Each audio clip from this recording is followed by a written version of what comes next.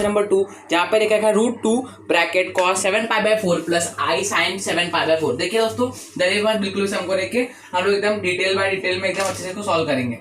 सबसे पहले यहाँ पे आपको भी नहीं पता 7π/4 को डिग्री में क्या वैल्यू है इसकी, और मतलब कि 7π/4 की डिग्री के क्या वैल्यू, और मुझे भी नहीं पता।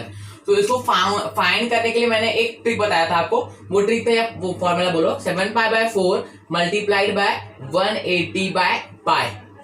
ये ठीक है। अगर आपको कोई भी रेडियन का वैल्यू डिग्री में कन्वर्ट करना तो ठीक है। इसके ऊपर मैंने वीडियो बना करके how to convert radian to degree, और एक वीडियो बना करके how to convert degree to radian. आप जो भी कॉन्सेप्ट सोचते हो, जो भी आपको डाउट होता है, उस पर मैंने एक वीडियो बना के रखी है, आगे चेकआउट कर सकते हो।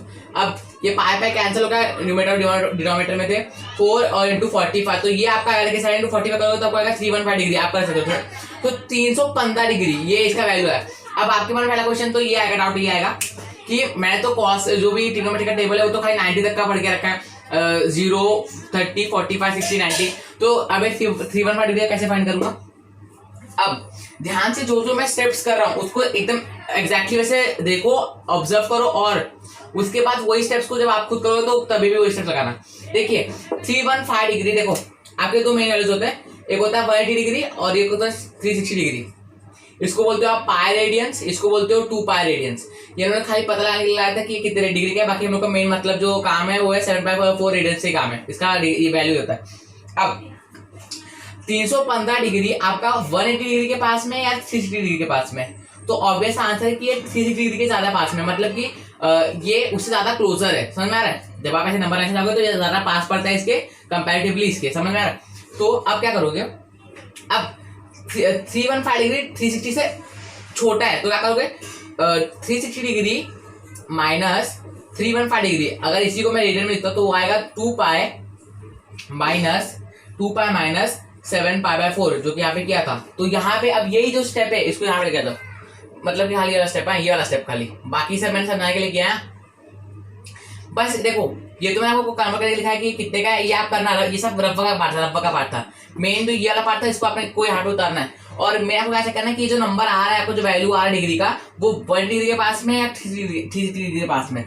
अगर वो 1 डिग्री के पास में होता और अगर बड़ा होता 1 डिग्री, मतलब कि अगर होता कि 210 डिग्री होता, इमेजिन करते हैं, अभी समझा रहा हूं मैं आपको, तो आप इसको कैसे लिखते, तो ये होता 180 डिग्री प्लस 30 डिग्री, मतलब ये वैल्यू वही है बट मैंने इसको स्प्लिट कर दिया ताकि मुझे एक साइड में 180 डिग्री मिल जाए, तो उसके हिसाब से स्प्लिट किया मैंने। तो ये होता पाई प्लस पाई/6 रेडियंस, ऐसे लिखते हैं अगर आप यहाँ पे।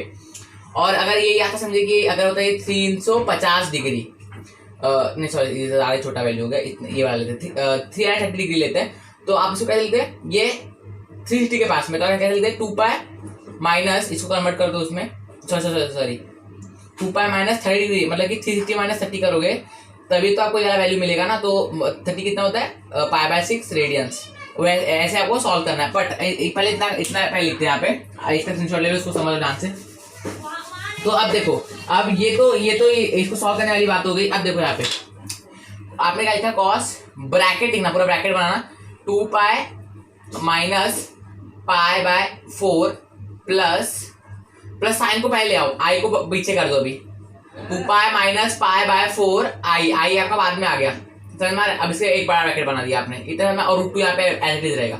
अब ध्यान से देखो, √2 को आपने फिर से एज इट इज लिख लिया। अब देखो ऐसा होता है कि अगर देखिए कॉस के बाद जो थीटा का जो वैल्यू है, अगर उसमें 2 पाई माइनस कुछ भी आता है और या तो 2 पाई माइनस कुछ भी आता है, तो ये 2 पाई और ये पाई हट जाते हैं, वहां से वो हट जाते हैं, और ये माइनस का साइन भी हट जाएगा, वहां से माइनस का साइन भी हट जाएगा। तो ये क्या हो जाएगा, कॉस पाई/4 हो जाएगा, खाली ये हट जाता है। ये एक रूल होता है, इसको यहाँ देखो, कुछ ज्यादा इसमें दिमाग मत लगाओ, ये खाली एक रूल होता है। प्लस साइन 2 पाई फिर से हट जाएगा, साइन के साथ भी ऐसा ही होगा, कॉस के साथ भी ऐसा ही होगा। ये एक रूल होता है कि 2 पाई और पाई, इसके जो भी मल्टीपल्स है 1 पाई 2 पाई 3 पाई, सब हट जाएंगे। मोस्टली यहाँ पे आपको 1 पाई 2 पाई दिखने मिलेगा, ये तो नहीं मिलेगा देखने के लिए। सो आपका ये हट जाता है और ये माइनस का साइन हट जाता है, तो ये खाली x बचता है, मतलब क्या कि cos x बचेगा, जो भी आपका x है वो पाई/4 है, आपका साइन x बचेगा, वो बचेगा खाली। तो साइन क्या होगा, पाई/4 होगा, माइनस का साइन भी हट गया। अब इतना हो गया, इस बात को ध्यान में रखना। अब देखो ध्यान से सुनो,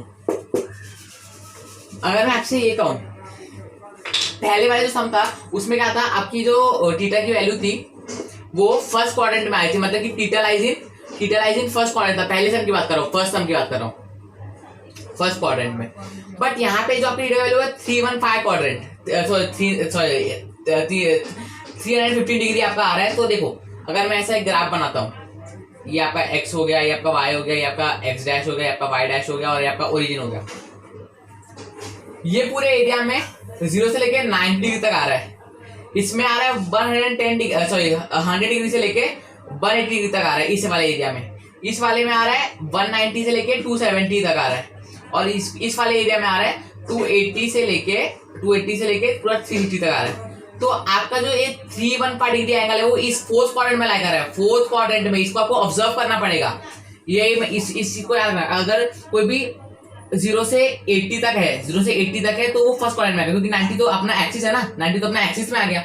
उसके बाद 100 से लेके 170 तक तो वो सेकंड क्वाड्रेंट में, आपका 180 फिर एक्सिस में आ जाएगा, एक्स एक्सिस में आ जाएगा। फिर 190 से लेके 260 तक आपका थर्ड क्वाड्रेंट रहेगा, और जो एग्जैक्ट 270 डिग्री होता है ना वो नीचे के एक्सिस वाई एक्सिस में आ जाएगा। फिर 270 होगा, 280 से लेके 350 तक एक एक काम कर रहा हूं। देखो यहाँ पे 80 तक था, यहाँ पे 170 तक था, यहाँ पे 260 था, यहाँ पे 350 तक आपका थर्ड और फोर्थ क्वाड्रेंट रहेगा, और जो 360 रहेगा वो आपके एक्सिस में आ गया, समझ रहे हो। अरे आपका 90 डिग्री है, 90 डिग्री, तो ये आपका पूरा का पूरा एक्सिस ही है ना, तो इस एक्सिस आपका क्वाड्रेंट में नहीं गिनते, इसको आपको एक्सिस, ये एक्सिस है पूरा का पूरा, ये क्वाड्रेंट में नहीं आएगा। जो यहाँ जो इतना यहाँ तक रहेंगे ना, खाली वो क्वाड्रेंट के अंदर रहेंगे, समझ में आ रहा है, इस बात को ध्यान रखना। तो आपका जो 315 है वो आपका आ रहा है फोर्थ क्वाड्रेंट में, और फोर्थ क्वाड्रेंट में आपका कॉस होता है पॉजिटिव, पर आपका साइन नेगेटिव हो जाता है, साइन क्या होता है नेगेटिव, याद है ना। ऑल स्टूडेंट टेक कॉपी, सारा बेसिक करा के जाके चेकआउट कर लो। तो कॉस का पॉजिटिव है, तो कॉस का पॉजिटिव ही रहेगा, क्योंकि पॉजिटिव पहले से ही है। और देखिए कॉस का पॉजिटिव ही रहेगा, और आपका जो साइन है ना वो नेगेटिव हो जाएगा, प्लस माइनस माइनस हो जाएगा। देखिए यहाँ पे पहले प्लस दिखा रखा था, उसका मैंने क्वाड्रेंट चेक किया, क्वाड्रेंट में था माइनस, तो प्लस माइनस किया तो माइनस आ गया, प्लस माइनस। अगर यहाँ पे पहले से माइनस होता और उसके बाद ये भी माइनस होता तो ये माइनस माइनस प्लस हो जाता, समझ में आ रहा है। पर यहाँ पे पहले से प्लस था, उसके बाद माइनस किया तो ये माइनस ही आया, इस बात को ध्यान में रखना। मैं जो भी बोलूँ उसको ध्यान से सुनते रहो, हम आपको समझ में नहीं आ गया, या तो नहीं समझ में तो 2-3 बार देख लो वीडियो को। तो एक फिर से हो गया साइन, यहाँ पे माइनस आगे आगे, यहाँ पे आएगा आपका आई, ब्रैकेट दे दिया। अब यहाँ पे √2 रहेगा। अब cos 45 होता है आपका 1/√2, और आपका साइन ये भी आपका होता है 1/√2, और माइनस का साइन आगे लग गया, और ये आई।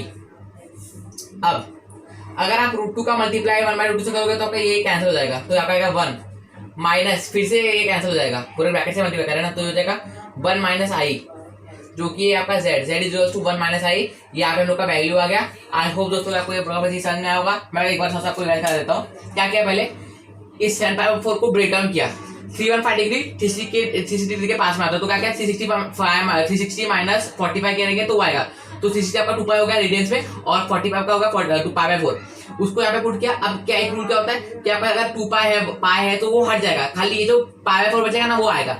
अब वो आ गया, फिर उसके बाद मैं क्या किया कि वो जो रियल वैल्यू था 315 डिग्री था वो आता था फोर्थ क्वाड्रेंट में। फोर्थ क्वाड्रेंट में आपका कॉस पॉजिटिव होता है और साइन नेगेटिव होता है, तो ये आ गया। उसके बाद जो भी देखे, अब ये cos π/4 क्या है, cos 45 की वैल्यू होती है 1/√2, और sin 45 की होती है 1/√2, उसको पुट किया और उसको मल्टीप्लाई करके ये वाला वैल्यू निकल गया।